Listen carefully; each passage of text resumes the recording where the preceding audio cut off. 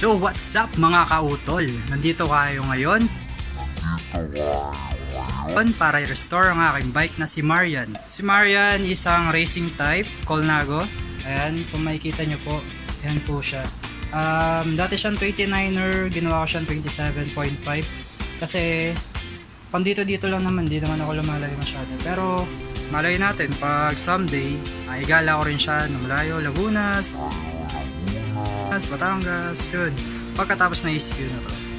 GCQ na pala tayo. So yun, ang gusto ko palang ipintura sa kanya is color yellow. Hindi ko naman nakahiligan yung yellow, pero nakahiligan ko yung fluorescent na kulay. Ito, may clear tayo, meron tayong yellow tapos white. Abang-abang lang tayo dyan mga kautol kung paano ko siya i-restore. Kasi ang dami talaga niyang gas-gas eh. Ang gagawin ko muna is i-disassemble ko muna siya. Kaya nood lang kayo. Yan. Wah! Disassemble! Time na!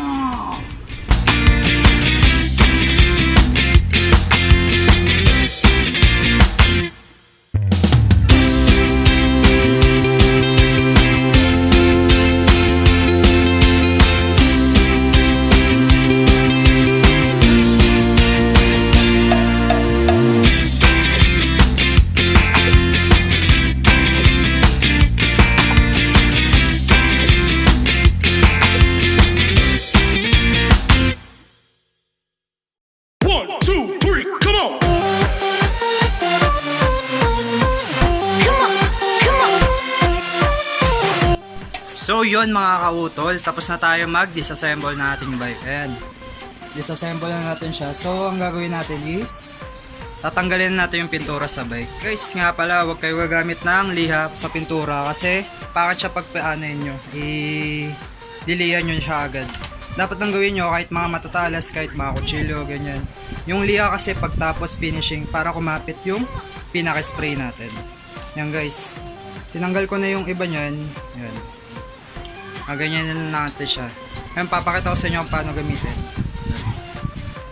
So yung guys, magtatanggal tayo ng pintura. Gamitin natin kahit mga kutsilyo. Yan, kasama ko pala, bayaw ko, si Rafi. Patulong ko magtanggal ng pintura. So gagawin natin is kuha tayong kutsilyo, tapos kaskasin lang natin siya. Kasi mas madali siya pag kutsilyo lang. Parang na kakaliskis ng isda. Yan. Yan ang gagawin natin siya. Hanggang sa matanggal natin yan. So yun guys.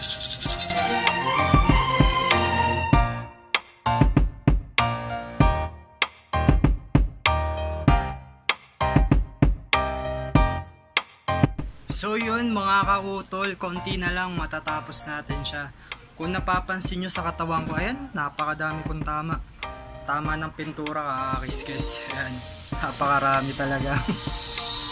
Di ko alam na ganito pala ka sobrang hirap nito. Pero okay lang naman para maging worth it. Ito yung fork, tapos na natin siya. After nito, lilihain natin siya. Yung lihang gagamitin ko is 80 para yung kapal niya o yung sa kapal magiging solid yung kakalabasan natin dito sa bike para kumapit yung spray na gagamitin natin. So yun mga kautol, stay tuned lang ha. Ay mga mukha ko, napakarami. Kaya yun, keep watching mga kautol.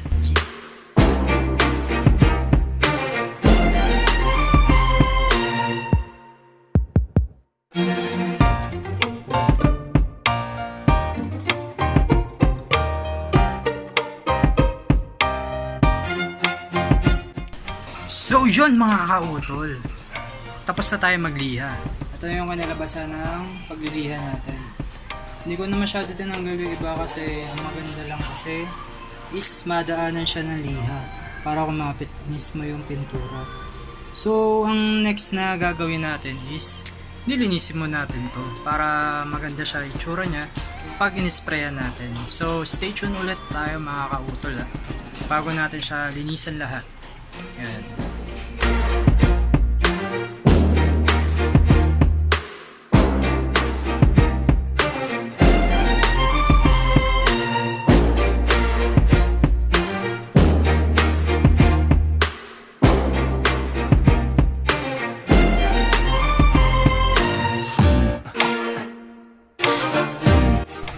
So So yun na nga mga kautol. Tapos na nga natin tong linisan ang ating fork tsaka yung body natin bike. So ang next na gagawin natin is maglinis. Opo, maglinis muna tayo bago tayo mag-spray. Nakakakalat. Pulis muna ako dito kahit konti. Tapos pagtapos na yun na, spray na tayo. So yun, stay tuned ulit mga pare ko, mga kautol.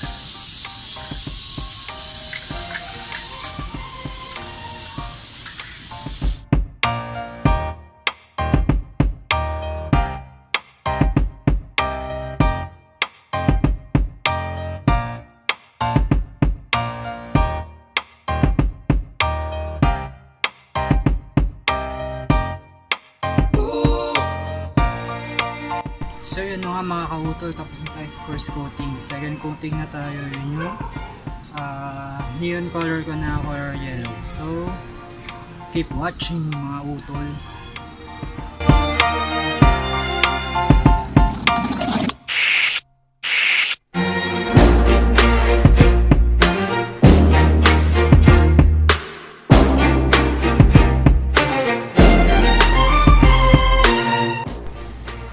So guys, last na clear coating na tayo. Ayan, tapos na natin siya pinturahan ng fluorescent yellow, pero parang green yung panilabasan. Kaya ito, last na natin to para maging shiny na siya kasi medyo matte yung color niya.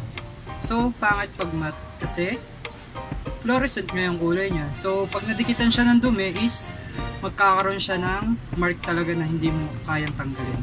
Kasi proven and tested na kasi yung isa kong bike ginanyan namin, mahirap na tanggalin yung dumi talaga. Kaya ito, gagamitan natin siya ng clear. Okay, let's do this. Try natin ito.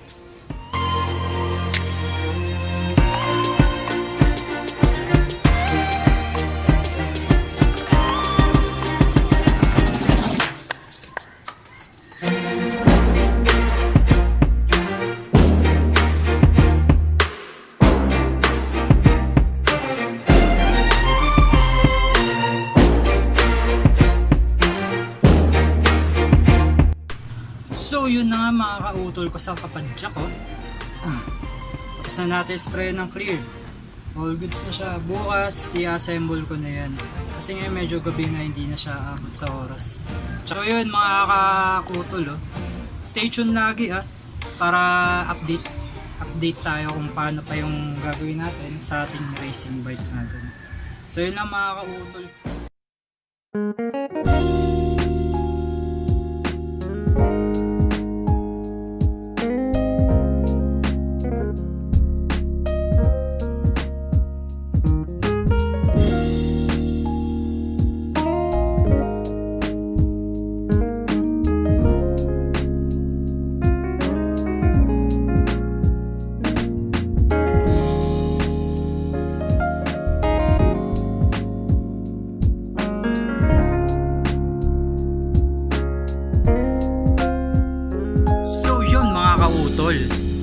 Ang gagawin na natin ngayon is bubuuin na natin yung bike kong si Marian.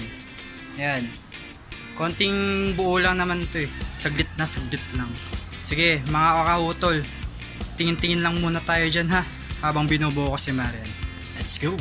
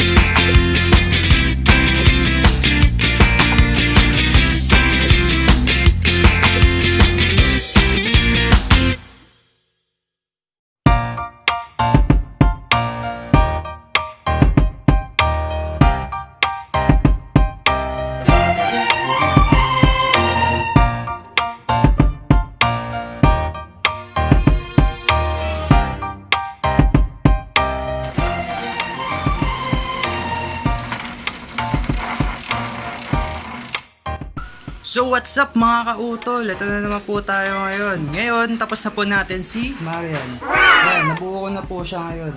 Ang next steps ko na lang po ngayon is papaliguan ko siya para mas maganda na siya tignan kasi marami po siyang grasa. At tapos nun, ikakabit ko na po tong tape bar niya para mas maganda na siya sa paningin ng iba.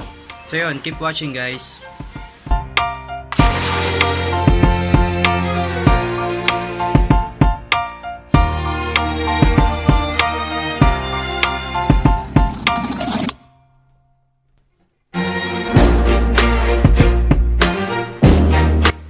So yun mga utol, tapos na natin paliguan si Marian. Yan. Medyo okay na siya sa paningin kasi wala na siya masyadong grasa. So ang next na gagawin ko is lalagay ko na tong tape bar niya para mas maganda na rin yung itsura niya. So keep watching guys. So yun guys, lalagay na natin tong tape bar niya dito sa aking dito.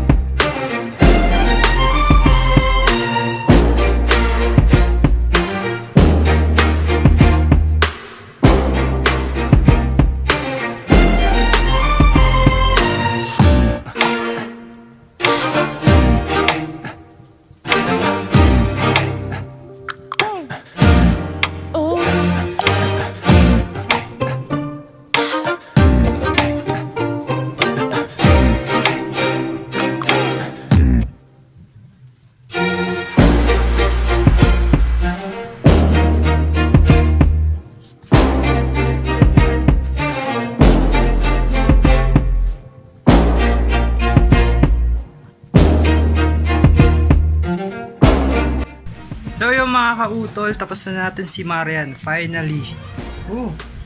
Proud na proud ako sa sarili ko. Nagawa ako si Marian na mag-isa. May konting tulong nila papa ko tsaka ng bayo ko, pero okay na okay siya ngayon. Papansin nyo, good na goods na siya. Yan. So mga quiz o mga kautol, kung nagustuhan nyo yung video ko, please subscribe. Yun.